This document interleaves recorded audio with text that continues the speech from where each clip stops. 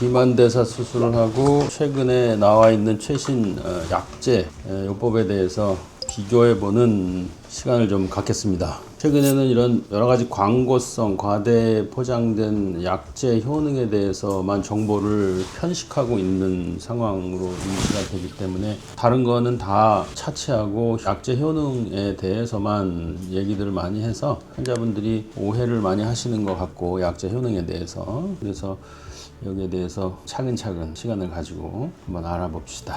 제목은 비만대사 수술과 약제 요법의 비교, 이렇게 잡았습니다. 어떤 특정한 치료가 있을 때 그 효과에 대해서는 신뢰도가 다 다른 연구들을 근거로 합니다. 그걸 이제 전문적인 학술 용어로 하면 근거 수준이라고 표현을 하고요. 오늘 얘기하려는 비만대사 수술과 약제 비교, 이렇게 봤을 때는 가장 좋은 거는 약제를 쓴 환자군과 그리고 수술을 한 환자군을 두 군의 유전적인 소인부터 해서 일반적인 표현형까지 아무런 차이가 없다는, 그리고 생활 환경부터 뭐 연령, 직업, 바이어스가 없는 그런 두 군을 상정하고 특정한 동일한 기간 동안에 우리가 알고 싶어하는 어떤 효과에 대해서 비교를 하면 그게 가장 좋겠죠. 그래서 이거를 의학 연구에서는 무작위 배정 연구라고 그러죠.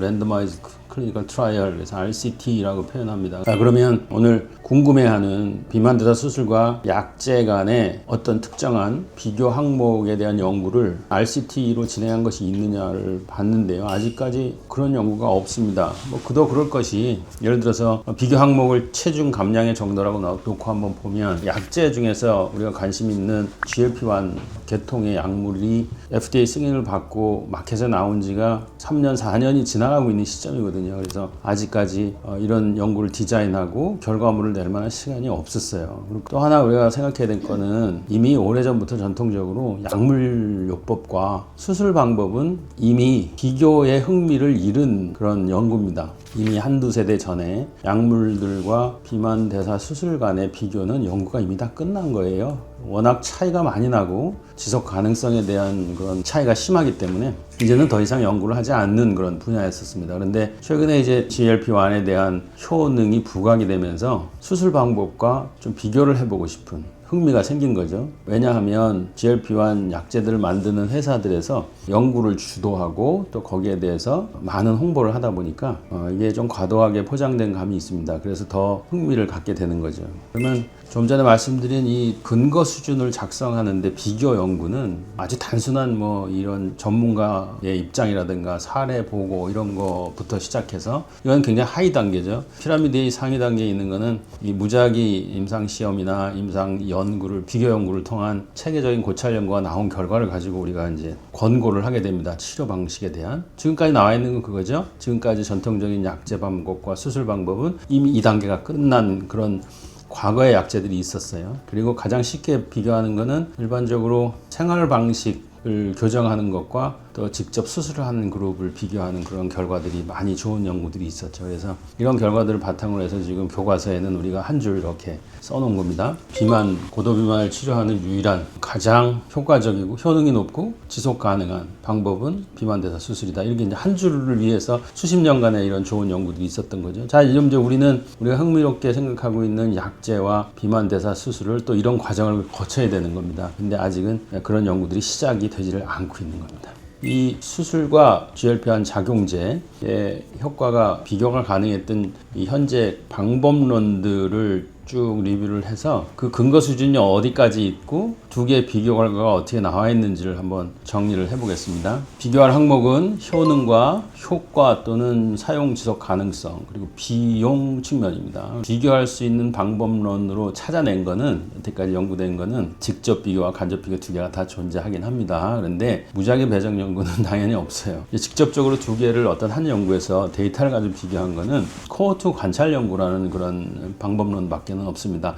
어떤 특정 군, 환자군을 가지고 그 군에서 수술한 것과 수술하지 않은 분들을 쭉 관찰하면서 일어나는 일을 우리가 비교하고자 하는 항목을 가지고 비교를 한 거예요. 그래서 지금 보니까 논문이 한 2개 정도 있고, 최근에 미국 비만대사학과 학회에서 발표했던 그런 아직 퍼블리시는 되지 않은 연구 결과가 있고, 그 정도입니다. 그리고 이런 거 이외에 간접적으로 비교하는 방법이 있어요. 간접 비교는 어떻게 하는 거냐면 B와 C라는 치료 방법을 비교하기 위해서 A라는 일단은 동일한 기준을 가지고 비교를 하는 겁니다. A와 B를 비교하고 A와 C를 비교하고 그러면 A가 고정되어 있는 값이기 때문에 B, C의 결과를 간접적으로 추측할 수 있죠. 이거는 이제 직접 어떤 데이터를 갖고 하는 게 아니라 이렇게 A, B, A, C를 비교한 논문들을 아주 좋은 퀄리티를 다 모아놓고 그 결과를 가지고 간접 비교하는 방식입니다. 무작위 배정 비교 연구가 있을 것 같아서 미국 보건성에 있는 연구 등록 데이터를 찾아봤어요. 그랬더니 있더군요. 그래서 올 4월 달에 클리블랜드의 알리 알미넨 선생이 등록한 RCT가 하나 있습니다. 지금까지 약제와 수술의 효과를 비교한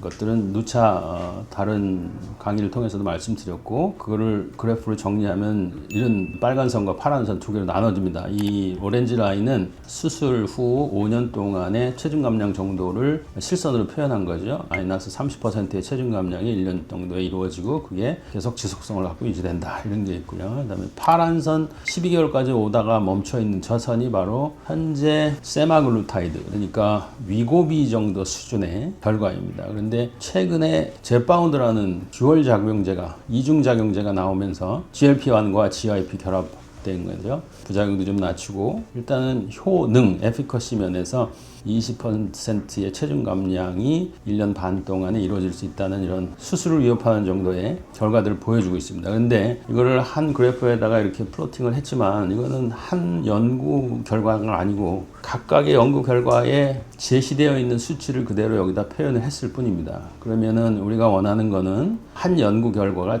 동일하게 헤드 투 헤드로 비교했을 때 과연 이런 결과가 나오느냐. 세상 이치는 그렇지가 않죠. 그래서 대개는 예상했던 것과 다른 예측하지 못했던 엄청난 변수들이 쏟아져 나옵니다. 그래서 그 바이어스를 다 통제해야 되고 그러다 보면 우리가 이렇게 추측하는 정도 차이는 예상치 못한 쪽으로 흘러가게 됩니다. 보통은. 아마도 이런 결과가 나오지는 않을 것 같습니다. 지금 현재 미국 NIH 등록된 결과에서도. 그런데 마이너스 30% 체중 감량이랑은 수술 효과에 근접하는 효과라고 현재 좀 과도하게 포장된 그런 데이터들이 시중에 나도는 거죠. 둘을 비교하기 전에 또 하나 고려해야 될 게 있습니다. 약제는 요요를 가지고 있습니다. 그래서 효과가 지속되느냐에 대한 측면에 있어서 굉장히 약점을 가지고 있대요. 우리가 잘 아는 것처럼 세마글루타이드 그러니까 위고비 같은 경우는 68주가 연구 종결점인데요. 여기 보면은 6에서 17% 정도의 체중 감량이 있다가 자 중단을 한번 해봤습니다. 그랬더니 매우 급격한 체중 증량 그래프가 나타나죠. 그래서 그대로 요요가 생기게 되는 건 우리가 너무 잘 알고 있는 데이터고요. 이거를 68주까지 가지 않고 22주에 중단하는 것 역시 아주 매우 급격하게 요요를 만드는 걸 알 수 있습니다. 그리고 이거는 평균 수치 그래프고요. 체중을 5% 감량했건 10% 감량했건 뭐 25% 감량했건 다 공통적으로 모두 다 요요로 중단했을 때 수렴하는 것을 볼 수가 있습니다. 그래서 이런 단점이 있다는 것을 염두에 두고 봐야 되고요. 또 하나는 효과뿐만 아니라 이제 사용할 수 있느냐 계속적으로 그래서 사용 지속성에 관한 걸로 표현을 하겠습니다. 또 꼭 그렇지가 않습니다. 위장 장애가 굉장히 심하게 일어납니다. 왜냐하면 당연히 그렇겠죠. 이게 GLP-1이라는 거는 폐장에서 생기는 식욕을 중지시키는 브레이크 역할을 식후에 만드는 거기 때문에 이거를 엄청난 고농도로 1년 반을 유지하게 되면 당연히 위장 장애가 생깁니다. 구토, 구역 심하고 그리고 또 하나는 GLP-1이라는 게 워낙 멀티플레이어이기 때문에 담낭염이 생긴다든가 담석이 생긴다든가 췌장염이 심하게 오는 그래서 췌장염 스토리가 있는 환자는 이걸 절대 쓰면 안 되죠. 뭐 갑상선 암 이거는 사람에서 증명된 건 아닙니다만은 갑상선 수질암이 동물 연구에서 높게 나타납니다. 그래서 사람인 경우에도 갑상선암에 대한 가족용이나 소인이 있으면은 금기로 되어 있습니다. 그리고 많이 비싸죠. 뭐 예를 들어서 50만 원을 쳤을 때 1년에 약제비로 600만 원, 2년 쓰면 1200만 원, 10년 쓰면 6천만 원이네요. 사용 지속성뿐만 아니라 효과 지속성이 없기 때문에 이걸 끊을 수 없어요. 만약에 효과가 좋더라도 평생 이걸 끌고 안고 가야 됩니다. 그래서 사용할 수 있는 지속성이 있느냐 이것도 또 의문점이 생기죠. 이게 이제 약제에 대한 특징입니다.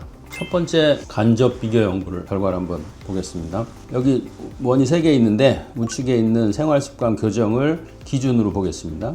A로 표현했고요. 우리가 오늘 논하는 GLP-1 작용제는 B군, 수술 MBS라고 표현했습니다. 이거는 C로 나누겠습니다. 그러면 여태까지 너무너무 좋은 RCT 스타디들이 A와 B를 비교하고 A와 C를 비교한 것들이 있거든요. 그럼 이 문헌을 다 종합해가지고 그 결과를 B와 C를 갖고 오늘 하고 싶은 비교를 한번 해보는 거죠. 가능할 것 같죠? 이 모델이 통계적으로 이런 검증된 분석 툴이 있습니다.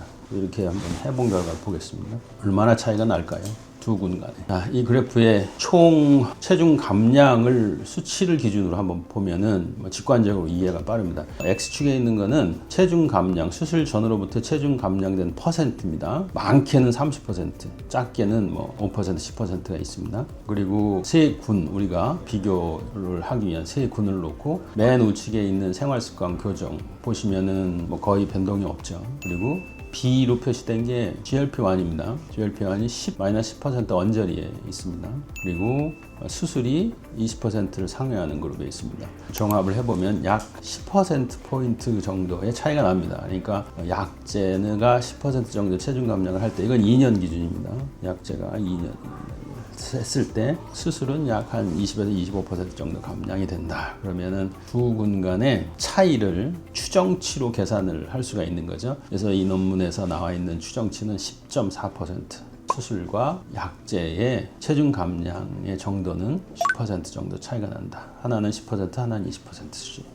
이렇게 보면 또 크게 차이가 나지 않는 것 같습니다. 근데 이걸 하나를 가지고 우리가 지금 얘기를 하고 있습니다. 보통 세간에 통용되는 게 아마 이런 직관적인 내용일 거예요. 제가 기회가 있어서 선생님들도 만나보고 강의할 때 질문도 받아보고 또 심지어는 유튜브도 몇 개 봤거든요. 근데 다 이 얘기를 하고 있더라고요. 어떻게 보면 상당히 원초적인 비교입니다. 논문들 각각을 놓고, 각각의 논문은 굉장히 좋은 논문인데 그 논문들의 데이터를 놓고 그 논문의 결과에 한 지엽적인 걸 빼서 비교를 하는 거죠. 물론 통계적으로 받아들여지고 있는 비교이긴 하지만 이거는 현실 세계에서는 이런 결과가 그대로 나타나지 않는 게 보통 의학의 그런 필드입니다. 그래서 굉장히 궁금해지는 거죠. 실제로 비교했을 때 어떻게 될지. 근데 모든 지금 강의나 방송이나 이런 데서는 요 직관적인 얘기들을 하고 10%포인트 정도 차이밖에 안 나면 거의 근접하고 있는 거 아닐까? 물론 좋습니다. 약이 만약에 이거보다 더 초과할 수도 있으면 약 쓰면 되니까요. 부작용 없고 지속 가능하다면 약에도 효과가 있으면 쓸 수 있죠. 근데 실제 그렇지 않다는 게 문제가 있습니다. 그래서 또 다른 방식, 실제 데이터를 가지고 비교하는 직접 비교를 한번 보려 합니다. 수술군은 2년 후에 평가했을 때 평균 한 26kg 정도의 체중 감량이 있었을 때 비슷한 성향을 갖고 있는 약제군에서는 밖에는 체중 감량이 없었어요. 이거는 정말 리얼 월드 데이터입니다.